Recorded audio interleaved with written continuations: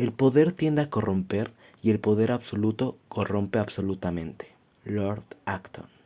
Hoy hablaremos de la primera presidenta de México. Sí, Claudia Sheinbaum. Algunos la conocen como la narcopresidenta, la maladera de López Obrador, pero pues vamos a ver quién es ella.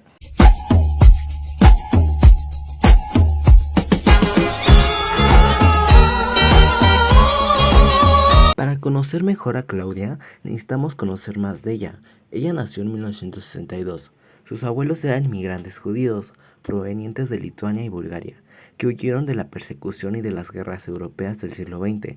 Esta migración le inyectó una conciencia de minoría y una profunda identificación con la causa de la izquierda global. Sus padres, Carlos Sheinbaum, Joseliewicz, ingeniero químico, y Annie Pardo Semo, bióloga, eran académicos de la UNAM y activistas de izquierda en los años 60.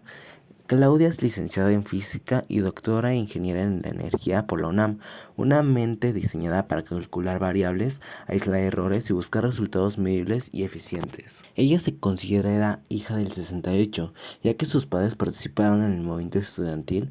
Ella tenía 6 años durante la masacre de Tlatelolco. A los 15 años se involucró en el movimiento de Doña Rosario Ibarra de Piedra y otras madres que buscaban a sus hijos desaparecidos. Ella también se considera parte importante a sí misma en el movimiento estudiantil de 1986-87 contra el aumento de las cuotas y de la inscripción. Pero esto resulta bastante irónico. Antes Claudia Sheinbaum se quejaba de que el gobierno iba en contra de los estudiantes y no de los corruptos, y ella está haciendo exactamente lo mismo. Llegando al año 2000 fue el punto de inflexión. Andrés Manuel López Obrador, el líder social de Tabasco, ganó la Ciudad de México.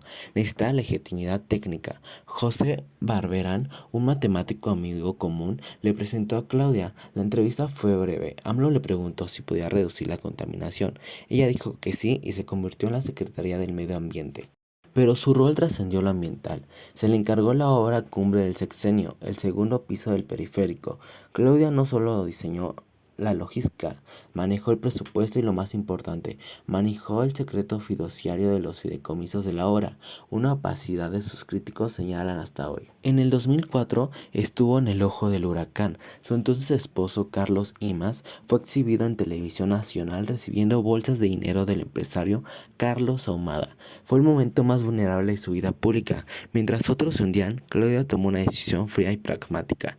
Se separó políticamente del escándalo y eventualmente de su esposo, o actualmente ex. Y te lo quise contar, pero mejor dije, pues no sé, mira, supuestamente quieren mexicanos, siendo pues le falta, no, estaban las dos pinches bolsitas, no vi cuánto, pues no sé cuántos, o sea, lo que sí puedo asegurar que son los pretextos. Pero nunca se separó de López Obrador. Esa resiliencia brindó su lugar en el círculo íntimo de este. De 2006 a 2012, durante los años de travesía en el desierto, tras los fraudes electorales denunciados, Claudia fue la operadora financiera y logística, fundó las Adelitas para defender el petróleo en 2008 y redactó los primeros documentos básicos de Morena en 2014. Su paso por la jefatura de la delegación Tlalpan de 2015 a 2017 dejó la cicatriz más profunda de su carrera, el sismo del 19 de septiembre de 2017 y el colapso del colegio Rebsamen, donde murieron 19 niños y 7 adultos. Aunque legalmente fue exonerada y políticamente y moralmente, sus detractores siempre le reclaman la falta de inspecciones rigurosas o una obra irregular. Aquí fue donde se le otorgó el nombre de la Dama de Hielo, porque ella actuó como si nada hubiera pasado. Ahora sí que como en su actual gobierno, lavándose las manos y sin hacer frente al cambio. Otro evento muy contundente de la vida de Claudia Sheinbaum fue cuando estuvo encargada de la Ciudad de México, donde ocurrió la tragedia de la línea 12 del metro. Ocurrió el 3 de mayo de 2021.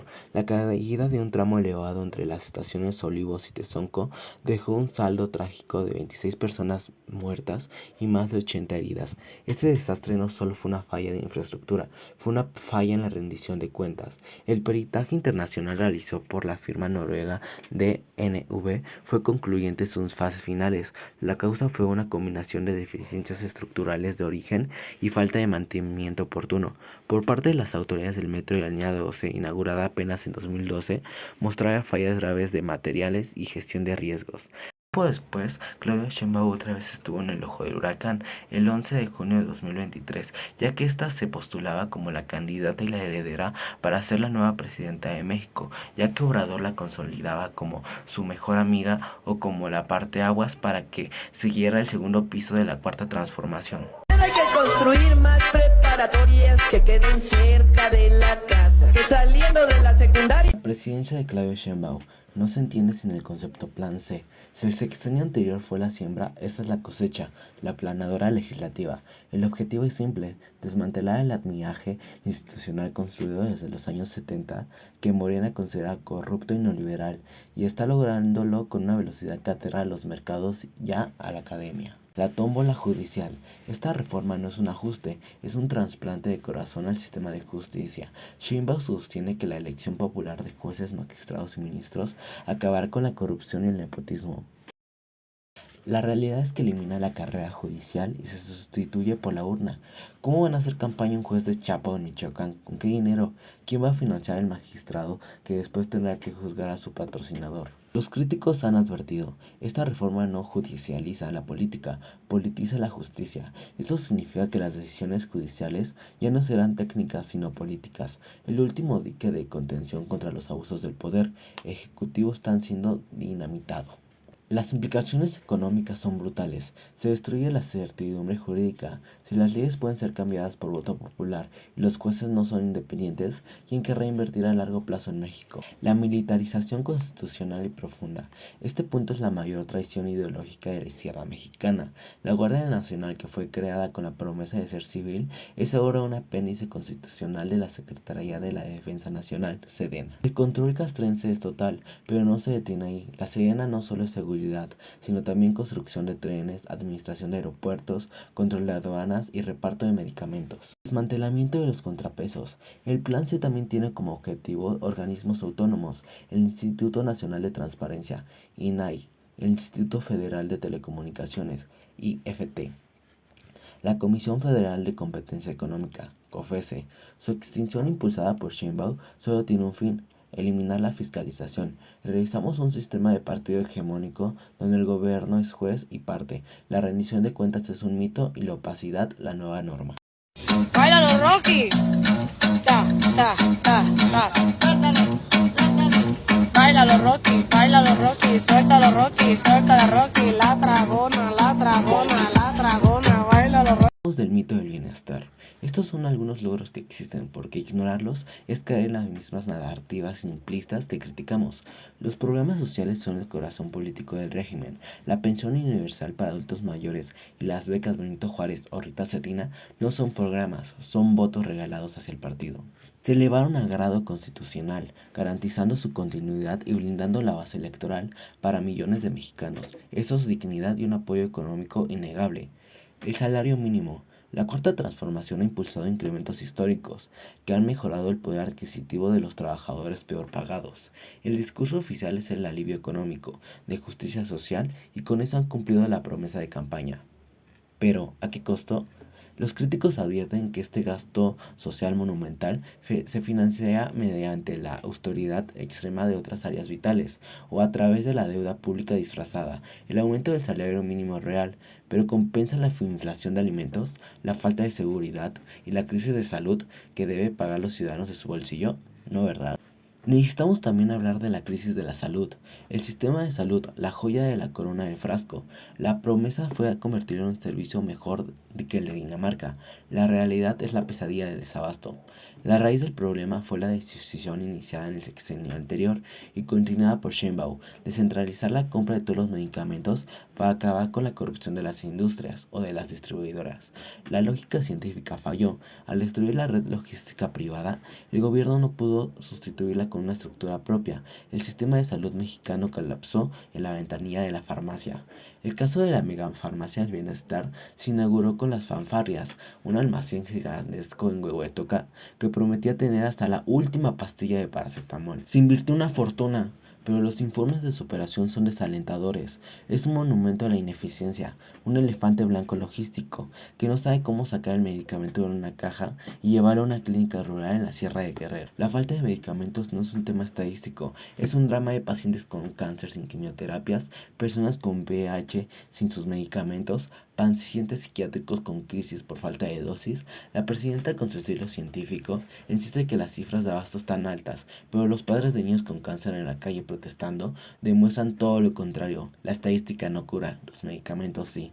La salud bajo el segundo piso no mejoró, se burocratizó y la vida del ciudadano quedó supedita a un sistema de compras defectuoso. El tema más grave está aquí: la seguridad. Este es el punto más sensato, el más explosivo. Durante meses la oposición y las redes sociales martillaron con el hashtag narcopresidenta. La acusación, a menudo sin pruebas sólidas, es que la presidenta actúa con complicidad o con omisión calculada ante el crimen organizado. El puesto oficial de la presidenta es de guerra sucia y ataque de bots, pero el problema va más allá del apodo, va al territorio, y aquí algunos analistas han acuñado el término más preciso: anarcopresidenta. No se trata de complicidad activa, sino de anarquía territorial y omisión estratégica. La estrategia de abrazos no balazos se tradujo en que el Estado renunció a su monopolio de la violencia en regiones enteras. Resultados. Bueno fuera que hubiera resultados. El control territorial, el crimen organizado no solo trafica drogas, sino que controla elecciones, impone precios, cobra derecho de piso y administra justicia informal. Desplazamiento forzado de personas, como en Chiapas, Michoacán. Miles de personas huyen de sus casas por la guerra entre facciones criminales. Son refugiados internos en su propia casa. El gobierno de Claudia Sheinbaum es un ejercicio de campaña constante. La revocación de mandato, o así como lo llama, su decisión de someterse a ella en el 2027, es el ejemplo perfecto. No es un gesto democrático, es el uso de un mecanismo legal para inyectar adrenalina a su base electoral y tener su nombre en la vuelta de las elecciones intermedias. La democracia participativa como herramienta de propaganda. El silencio ante la corrupción. Mientras que persigue con seña a exfuncionarios menores, los escándalos gigantescos que nacieron dentro de la Cuarta T son tratados con un silencio sepulcral. Pensamos en Segalmex, el desvío de millas de millones de pesos, una de las mayores tramas de corrupción en la historia reciente de México, ocurrió bajo la bandera de la honestidad valiente. El gobierno de Sheinbaum se ha negado a investigar a fondo o a señalar a los verdaderos responsables políticos que permitieron ese saqueo. Se capsula el problema, se procesa a los chivos expiatorios y se voltea la página.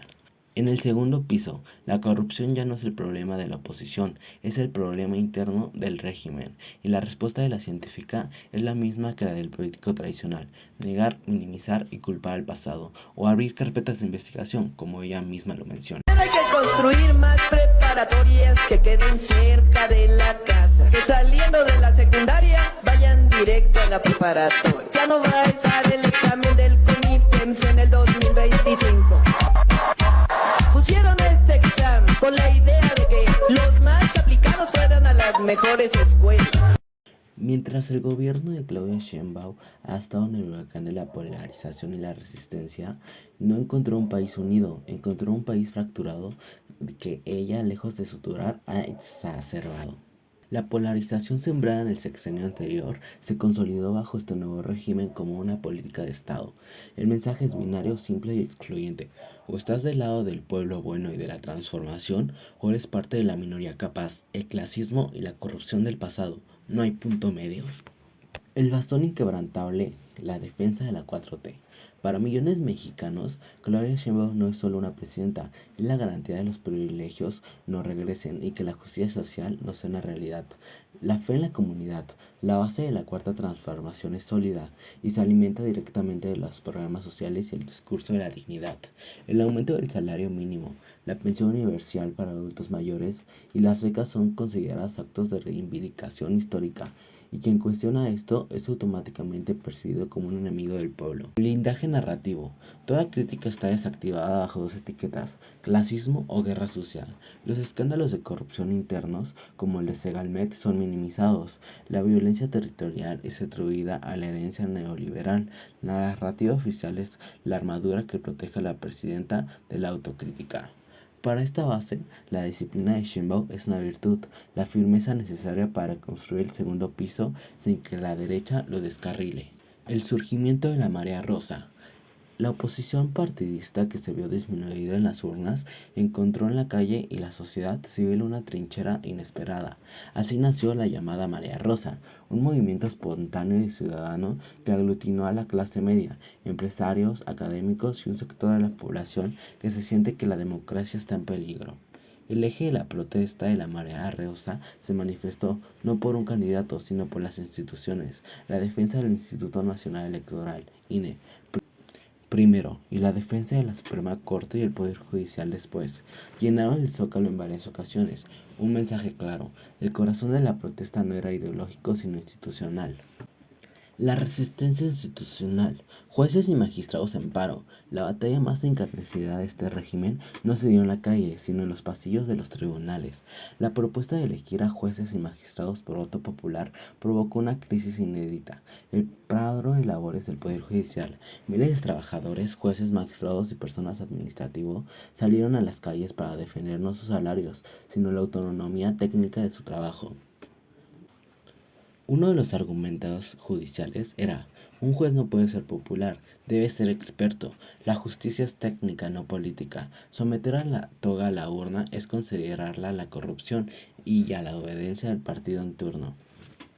La respuesta de la presidenta Sheinbaum fue dura, ya que usó su retórica más dura contra ellos. Los acusó de falta de ética y corruptos, preguntando públicamente: ¿cómo te vas a paro y sigues recibiendo 150,000 pesos mensuales? Con esta frase Sheinbaum no solo los descalificó, sino que sentó un precedente peligroso. Los funcionarios no tienen derecho a protestar si su salario es considerado por el alto ejecutivo. Es la negación de la libertad sindical y el derecho a la protesta por motivos laborales. La justicia técnica se enfrentó a la moralidad impuesta. Uno de los factores más inesperados fue que la generación Z saliera a la calle a manifestarse. Esto se provocó gracias a la muerte del gobernador de Michoacán. Esto se estalló en ira, la inseguridad, la falta de oportunidades y de nuevo la furia ante la destrucción del Poder Judicial.